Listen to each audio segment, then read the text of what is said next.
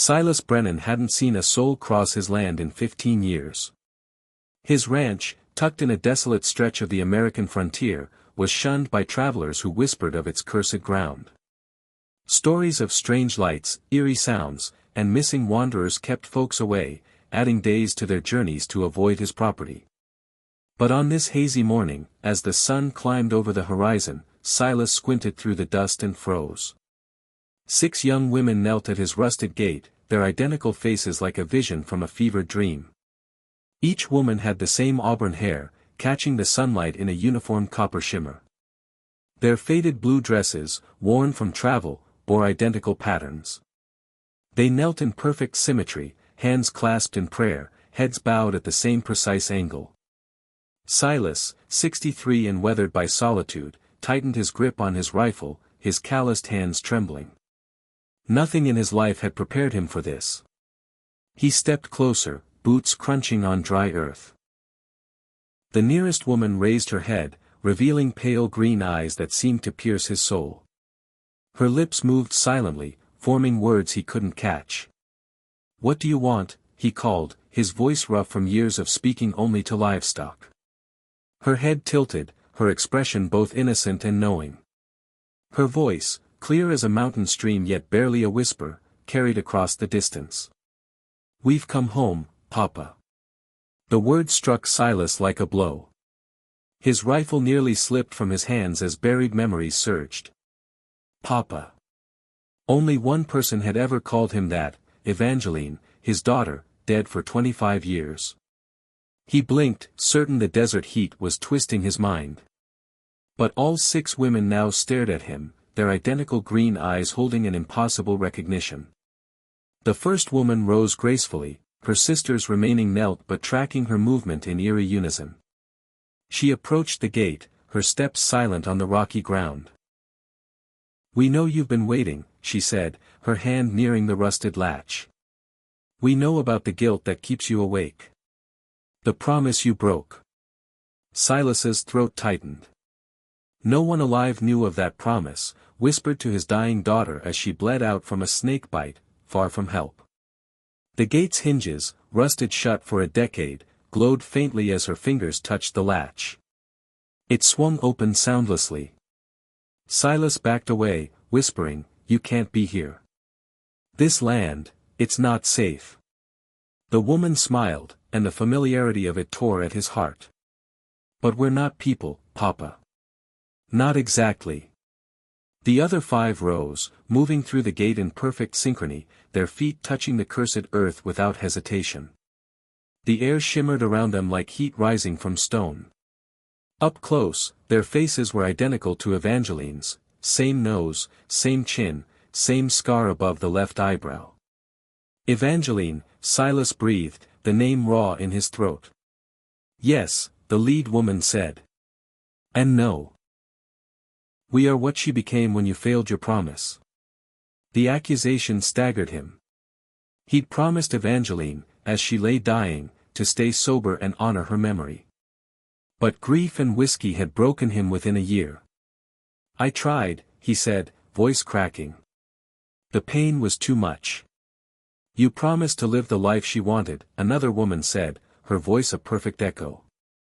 "Instead, you drowned in guilt and liquor, cursing this land." Silas collapsed to his knees, the rifle clattering beside him. The women formed a circle around him, their faces calm but unrelenting.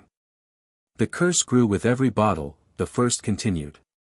"It's why no one crosses safely, why lights flicker in the dark, why voices call travelers off the path." "What do you want?" Silas asked, dread pooling in his gut. The lead woman knelt, her hand brushing his cheek with a warmth that felt real yet carried an otherworldly chill.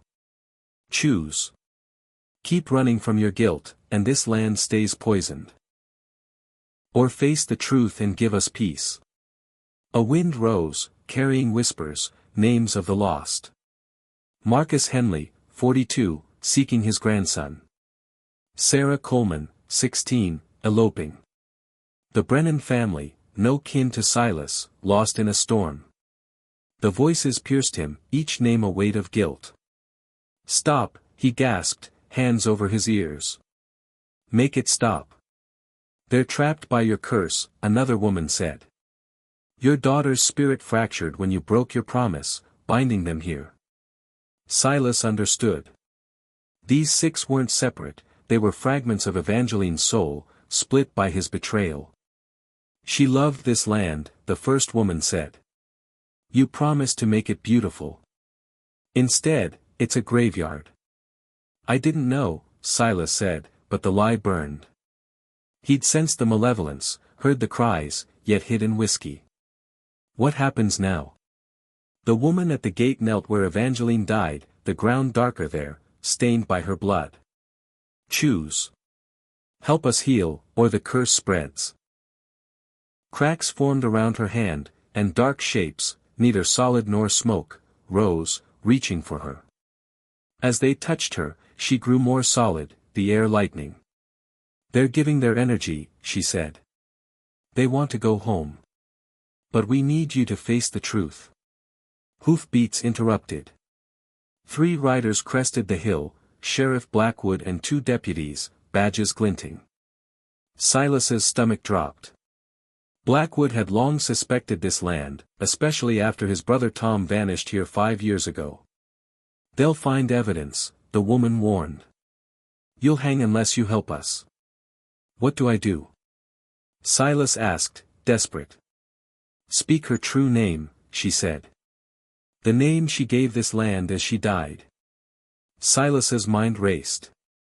Evangeline's final moments were blurred by panic. She'd whispered something, but grief had buried it. I can't remember, he admitted, voice breaking. The riders reached the gate.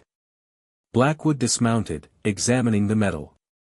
Brennan, he shouted. We have a warrant. The deputies spread out, one noticing fresh footprints, 6 identical sets leading to Evangeline's death spot. Fresh tracks, the older deputy said. 6 women, same size. The whispers grew louder, names of the lost filling the air. Blackwood paled, hearing his brother's voice. Tom, he whispered. The women reappeared, more solid now. Your brother's here, they said in unison. They're all waiting. Blackwood drew his gun, trembling. What's happening, Brennan? Silas met his gaze. The truth. My weakness killed them. The ground cracked, bones rising, Tom's skeleton with its deputy's badge, a family by an oak, travelers scattered across the land. Jesus, the younger deputy gasped. I didn't kill them with my hands, Silas said. My daughter's death broke me. I promised to stay sober, to honor her. I failed, and this land paid the price. Guilt doesn't kill, the older deputy scoffed. It does when it's a dying child's wish, the women said. His broken promise wounded the world, trapping every soul who crossed here. Blackwood's gun wavered. How do we fix it? He must speak her name for this land, the women said. The name holding her dreams.